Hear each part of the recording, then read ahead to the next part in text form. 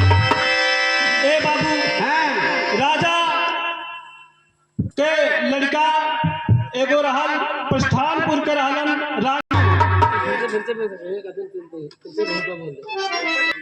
कर्म को ही प्रधान बताते सभी कर्म अनुसार मिलता है दुनिया में फल स्थानपुर के सुहर साहसी सूर से एक महिपाल राजा प्रबल अंग अंग उठती वीरता की लहर जंग चौसीली जौहर जवानी रही बधा करके सहरा बोलाए दुल्हना अप्सरा से सुभर जिनकी रानी रही।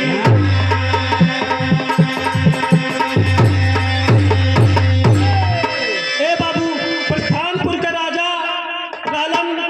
रानी के लेलन शादी कई के बड़ा दिन हो गई रानी के गो सुना हो एक दिन रानी रोवत है राजा कहलन का भइल कहलन इतना दिन हो गई सब हमके बाजिन कहत हो पूरा दरबार लगल बा आखिर रानी गईली भगवान भोलेनाथ के मनैली तो कुछ दिन के बाद रानी के एगो गोद में लड़का भइल तो विराह में कौवाली लगल।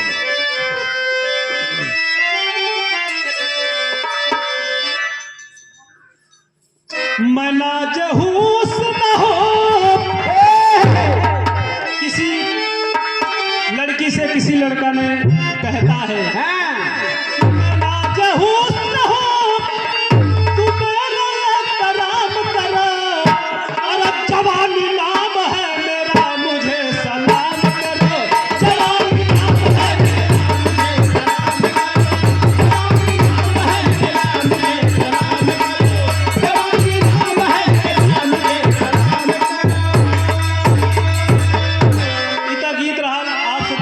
भाव लिखलन कि चादर चिलमन से झांकती भरी जवानी में और कहीं लग जाए नयंगा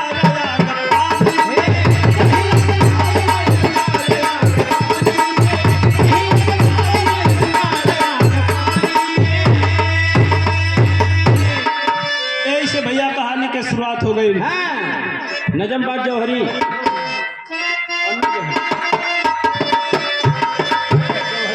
जौहरी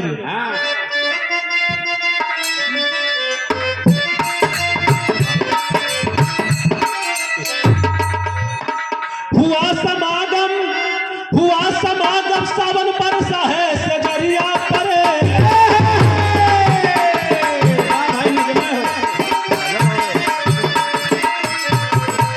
हुआ समागम सावन बरसा है सजरिया पर कोई आने वाला जगह बोलाया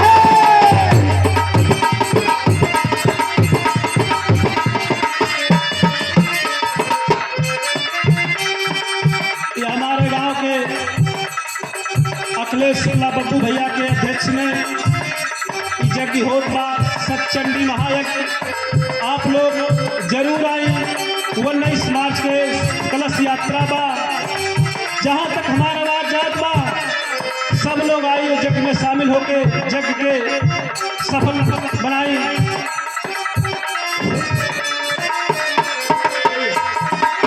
हुआ समागम सावन बरसा है सजरिया पर कोई आने वाला कदा बोलाया करिया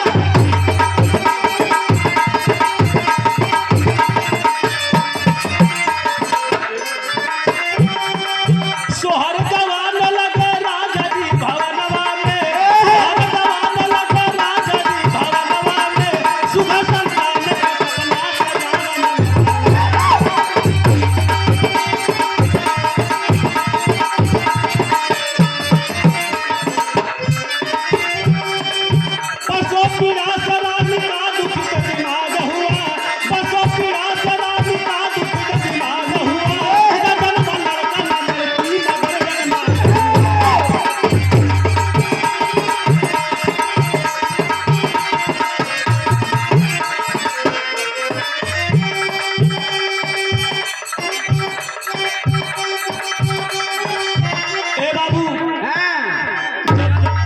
रानी के तन से कुछ दिन के बाद एगो लड़का भइल।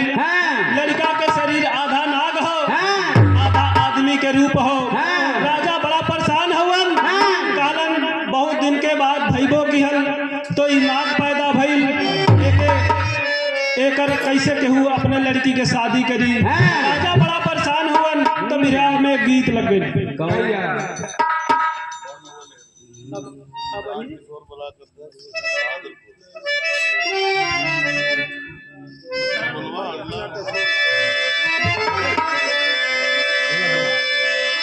कौनो लड़की अपने नैहर में गई। नैहर से जब ससुरा में गई, शादी हो गई। माई से बतावत हो भैया कि अब हिले झरल नाही, अब हिले झरल नाही, लहंगा का ढोल माई रे हम ना जाइबे।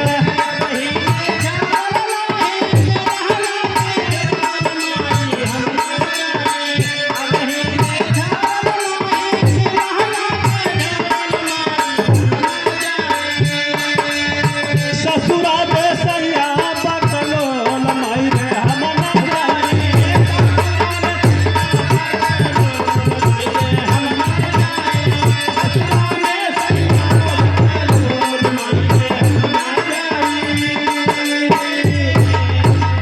इता गीत रहल कवि जी बिरहा में कितना सुघर भाव लिखलन। आखिर जब धीरे धीरे उ नाग सयान भइल बा, 16-17 साल के भइल बा, तब एक दिन उ राजा साहेब यानी कि अपने बाबू से राजा से कहा कहो। राजा से नाग बोला, राजा से नाग बोला, बतिया चताई बतावा बाबू।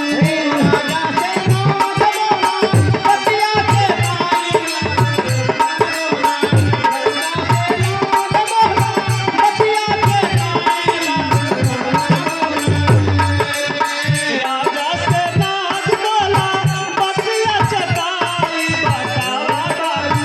कहिया बियाह मोरा होई बतावा बाबू। कहिया बियाह मोरा होई बतावा बाबू। कहिया बियाह मोरा होई बतावा बाबू। उना कहत बा ए बाबू आखिर कौने कर्म का हमके ई दंड मिलत हो। गलत भइला कि मिलला ऐसना चेहरा।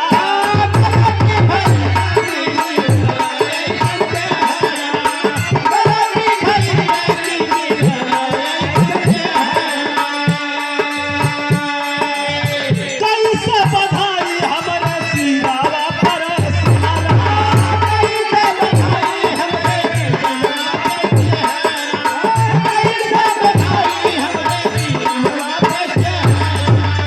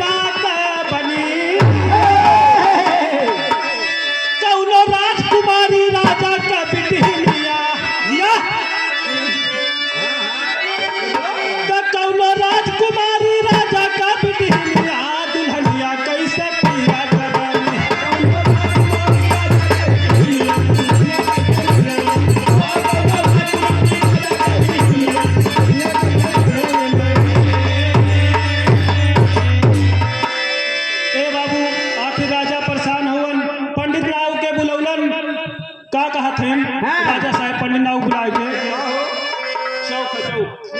अरे पंडित नाऊ लड़की खोजा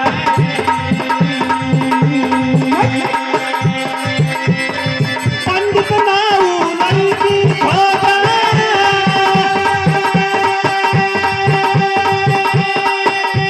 पातर के राजा कहते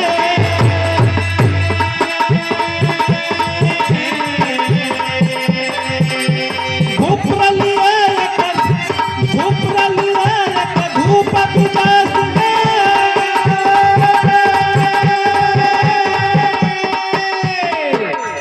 जो रहता पूरब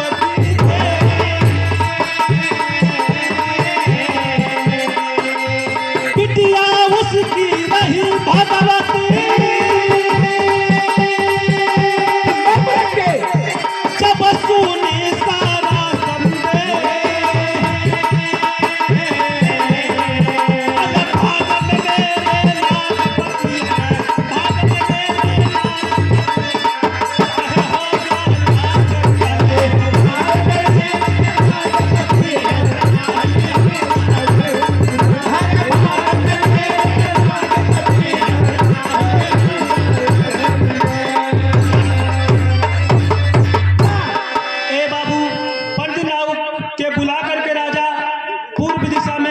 धूप विजय सिंह के एगो लड़की रहल ओसे शादी के पूरा बात बतौलन सोच गई जब हमरे किस्मत में ही नागे लिखल बा तो हमके शादी मंजूर बा शादी के दिन रख के राजा अपने घरे पहुंचलन यार जब शादी के द्वार यानी कि शादी के समय हो गए तो चलन तब बिरहा में गीत लग गए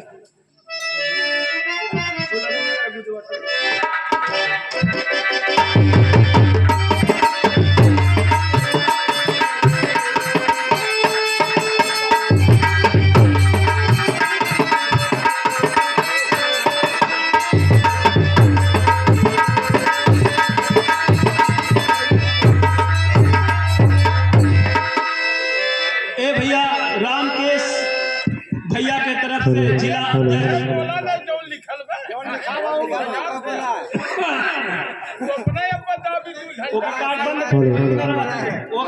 स्वर्गीय रामदेव गुरु जी के जवाना रहल गुल्लू गुरु के जवाना रहल तो जब बिरहा जोड़ पे रहा तब लहावन कैसे अरे के झूलमिया का गुजरा टूटल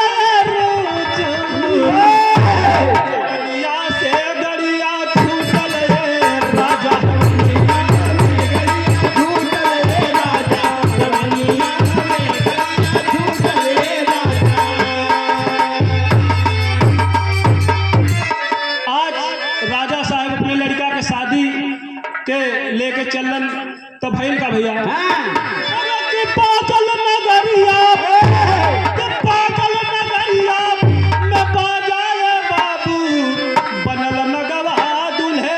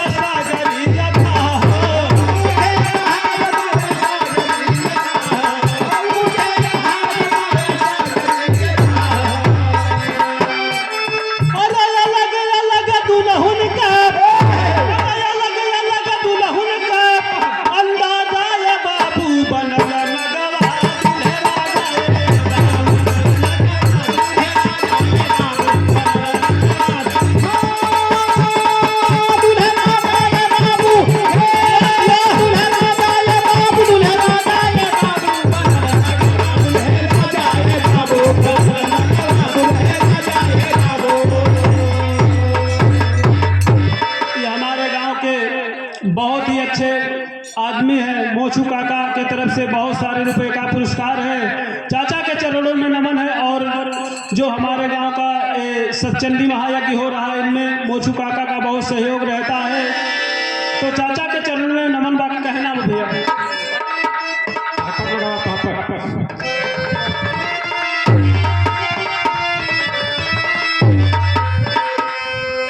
शादी के जब दूल्हा दुल्हन अइलन, सुहाग रात में आखिर औरत बतावत हो अपने पति से का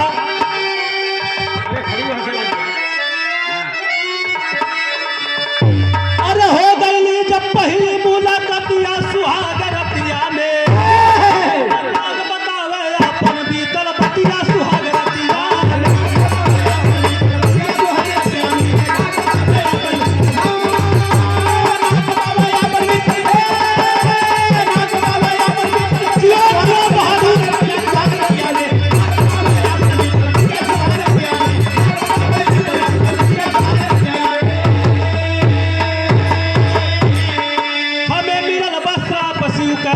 सुनना हमारी प्यारी हो, केहू के मिटले ना मिटेला, दुनिया में होनहारी हो। लगे लगे अपन अपन किस्मतिया सुहाग रतिया में, होगा दुनिया कहानिया पीरतिया सुहाग रतिया।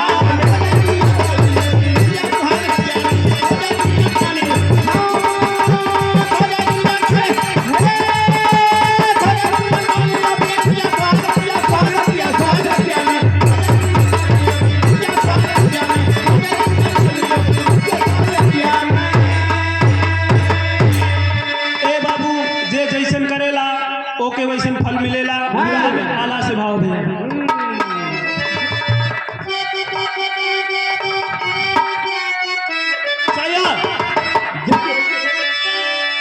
आखिर जब सुहाग रात में उ दुल्हन अपने पति के पैर छुअत बा, आप पूछल स्वामी ई तोहके कैसन रूप मिल गई?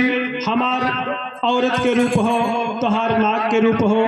तब वो नाग बतावत अपने दुल्हन से कि कर जोरा नाग से पूछल दुल्हनिया भैया,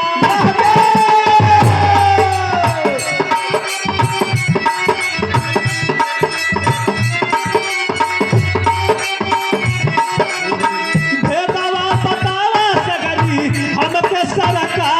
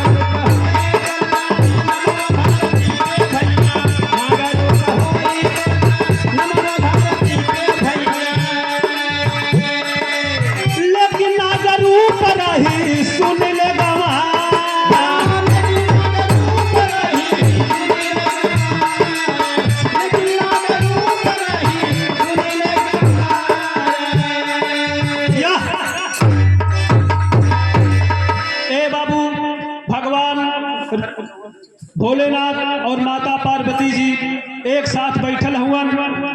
भगवान भोलेनाथ माता पार्वती के हाथ में कंगन पहिरावत हुवन और जौन गटैया का सपवा रहा वो हंस देलस। भगवान भोलेनाथ श्राप दे देलन कि जब तू तोहार शादी होई तब तू नाग के रूप में जन्मवा रानी के पेट से। और फिर दोनों प्राणी पहुंचलन और कहलन स्वामी हमार ई आप मनुष्य के तन कैसे होई। तो भगवान भोलेनाथ वो दोनों आदमी से बतावत हो विराट खड़ी से बात।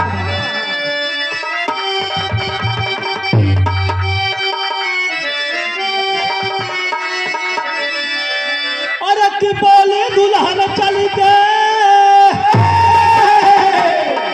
नहाला सजना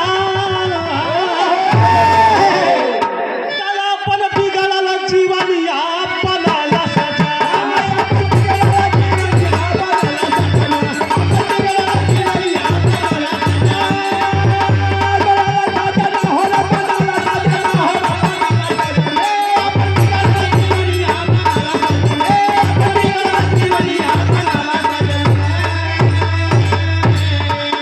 गोमती के धार में नागिन वह नहाया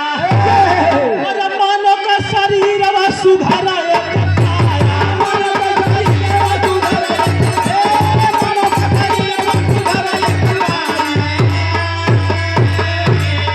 अरे बिगड़ल मुक्ति मिलाल सजना अपन बिगड़ल जीवनिया बनाल सजना।